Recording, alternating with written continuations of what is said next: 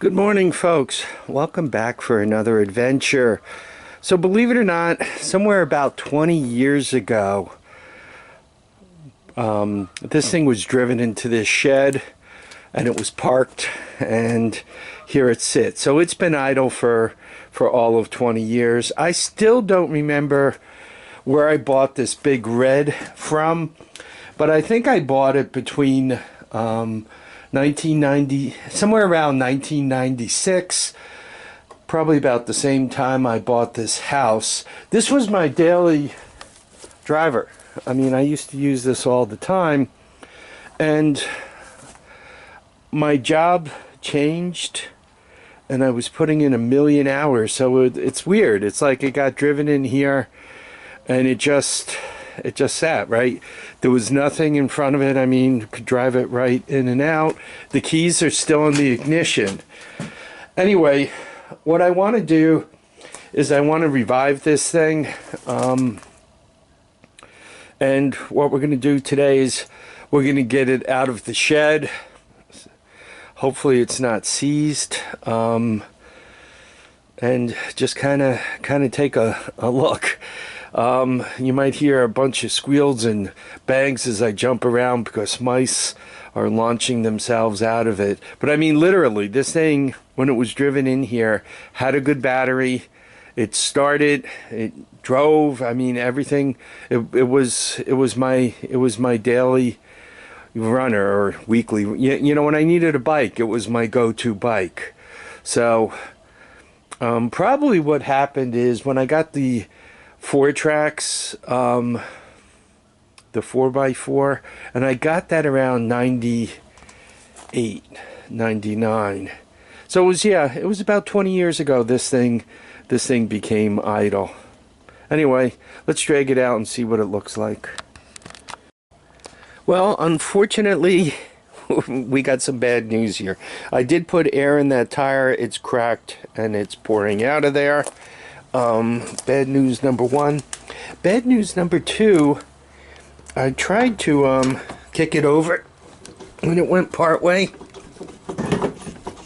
and it stopped, and I don't think it's up against compression. That's really bad news. Now there's a few things you could do about that. You can jump up and down on the Kickstarter until it breaks. Not recommend it. You could put a battery in this thing, maybe jump it off a car battery, hit the electric starter until something breaks. Once again, really not recommended because those gears and all are very hard to get, especially for this thing, given that it's a 1985. There you go. So, what is the right way to do it? What you want to do is you want to take this cap off. And the way you take this cap off is you take your Harbor Freight screwdrivers and you throw them away. And then you get a piece of metal or a washer that fits this this slot beautifully, right? And you twist it on out. The washer seems to work the best. And once again, very gently twist it out. And once you get this cap loose, typically it's a 14. It might be bigger on this guy, but let's try a 14. Nope.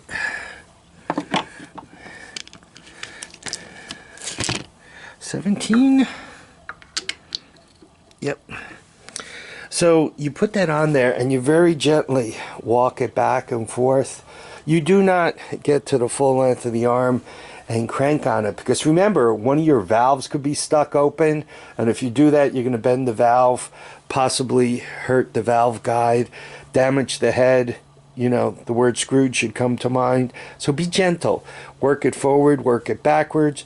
The other thing you want to do, and haven't done it yet, is you want to get the spark plug out, hit it with a load of penetrating oil, and hope for the best. This thing was put away wearing an air cleaner. The gasoline was turned off, and the roof is sound over here. So I'm not thinking it should be rock hard seized. I mean, I'm really hoping not. Once again, this was my daily runner, so we'll see. By the way, about the gas tank, it smells like a rodent went to a rotten egg party and used that as a commode and then crawled in and died. And he's been fermenting in there for 20 years. That's some nasty stuff. The outside of the tank is really nice, but it looks like the tank is going to have to come off and get sealed. What I'd like to do, I'd like to get this thing to the point where I could start it. The fuel has been turned off, right? I hope I ran the carburetor out. Looks like at some point, for some reason, I stole the CDI. I'm not quite understanding that, why I would steal the CDI from my daily runner and like leave it on that one or leave it on the one in the other shed. But for whatever reason, it appears as if I did steal it, and that's not good. Probably what I'm going to do for the time being, I'm going to swap this tire and that tire, given that they're both the same. The other two tires are holding air, so that'll get me up on all three. And then CDI, I guess I'm going to steal it from there for the time being. And I really just want to get this thing running. Why is that thing not wearing a spark plug wire? And the fuel line is taken off. It looks like over the 20 years I have been kind of fooling around with these things a little bit, and I don't mean in a good way. All right, I'll turn the camera back on after I get this thing taken apart. We'll gently rock it and get the plug out, get some stuff in there. So I'll fire the camera back up at that point. So I got the spark plug out, and doesn't look like very good news there. Get the spark plug out. It really did fight me. It must have had some rust on the end there.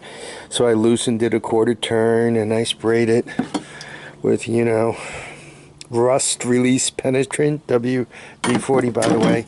They don't pay me, so I should be charging them for making this commercial.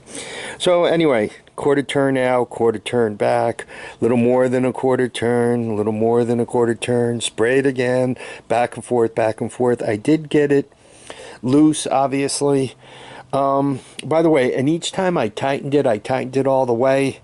And then, you know, when I loosened it just a little bit beyond and then back again. And the reason why I was doing that, I figured I was doing some damage to the threads, but I'd rather kind of go back and forth over the threads that are already damaged a little bit, trying to clean it up rather than twist it all the way out and just trash the threads all the way out. Anyway, it did. I don't think I damaged anything to the point where the threads are no good and that I'm going to have to put a Healy coil in it, but I got more rust in there than I thought I would. So that was first. The second thing I did is I put, you know, and some motor oil into the piston. By the way, just quickly on these cans, and I discovered this the hard way. See how easy this twists all around? If you twist it up like this and you leave the can sit, the oil doesn't drip out. If you leave the can sit like this, the oil drips all over whatever's under it. Especially if you leave your camera there, it will definitely drip on your camera. Alright, so once I got the oil in there, I gently turned it over, and I guess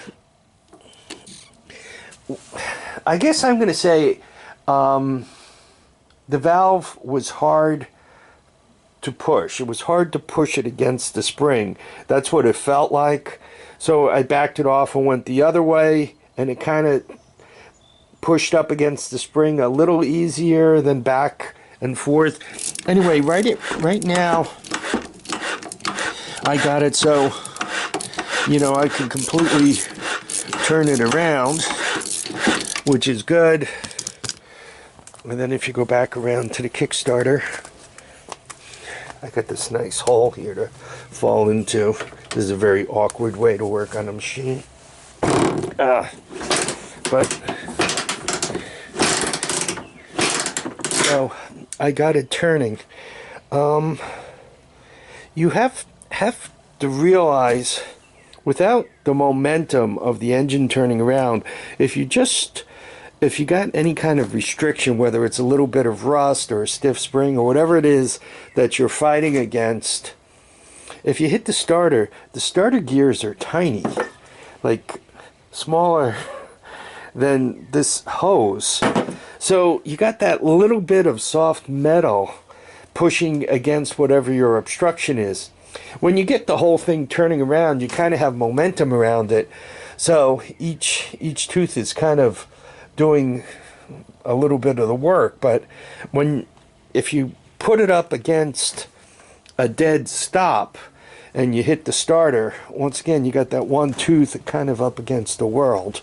So that's why you really have to turn it over this way. One of my subscribers wrote into me and said that he has no spark and he's having starter gear problems. And unfortunately with these things, the starter is stronger than these starter gears. And what do I mean by that? I mean, if for some reason you're seized, you hit that starter, you're going to strip some gears. What these things are also known for is you have a flywheel here, and the magnets are on the inside of the flywheel, as is the stator. And any metal that comes off your starter gears loves to go right into that stator and get lodged between the stator and the magnets. So should you manage to kickstart it and get it running, that metal is now shredding your stator, and particularly it likes to get the two coils. Normally there's two coils in there. This one's a little different than most. There's two coils in there that specifically power your ignition system.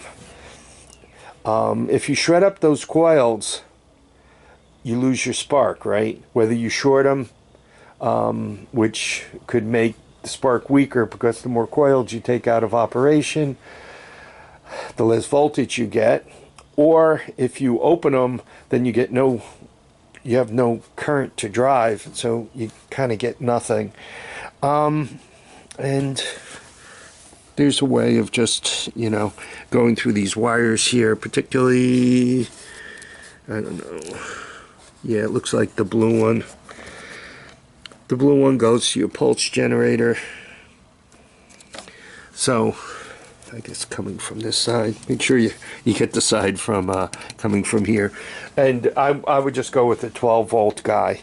You do want to get that cover off and clean things up. Hopefully the coils that are powering your battery, that are charging your battery, are still good. Or I think this is a 3-phase.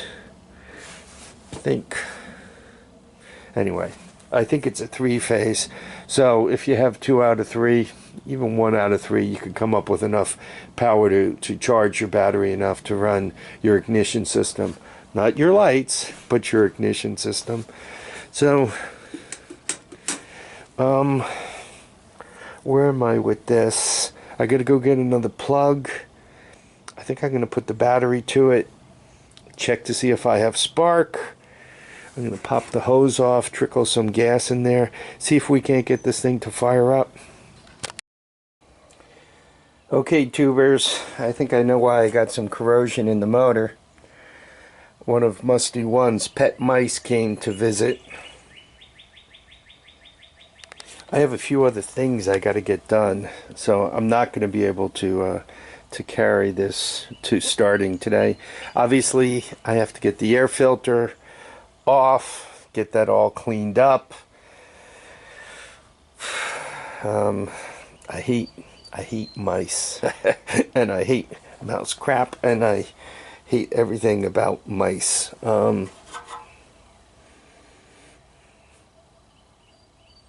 So yeah, I got a thing. Anyhow, the motor does turn over. It sounds okay. So that's all good news. Probably just some surface rust in there. I did put quite a bit of oil in there. I'm going to put the plug, and you know, now that I've turned it over, it's kind of lubricated. I'm going to put it back together again, roll it in here, and it's gonna take me a little while to get that air cleaner off and cleaned up, get this plugged up. Probably I should, looks like the gas tank is now starting to drip a little bit from poking around up there. Maybe the gas tank is okay from this guy. The gas is turned off and the hose is off. Maybe I was smart enough to drain it. Unfortunately, when you kind of have a daily driver, you think oh, I'm going to ride it tomorrow, I'm going to ride it tomorrow, I'm going to ride it tomorrow, and then 20 years goes by and you've just kind of messed your tank up. So that's what I did here. Had the mice move in and messed up my tank. I took the CDI off of that guy. I hate parting out bikes to get other bikes running, but I kind of really do want to get this thing back to life. So anyway, let me end this here. You can see we got it out. It's no longer seized, which is good. It has all the potential to start. I'm just disappointed in the mess I made. Anyway, thanks to everyone for dropping by to watch and comment and subscribe. Please remember to keep your feet down, your heads up, and get out and enjoy each and every day. Bye now.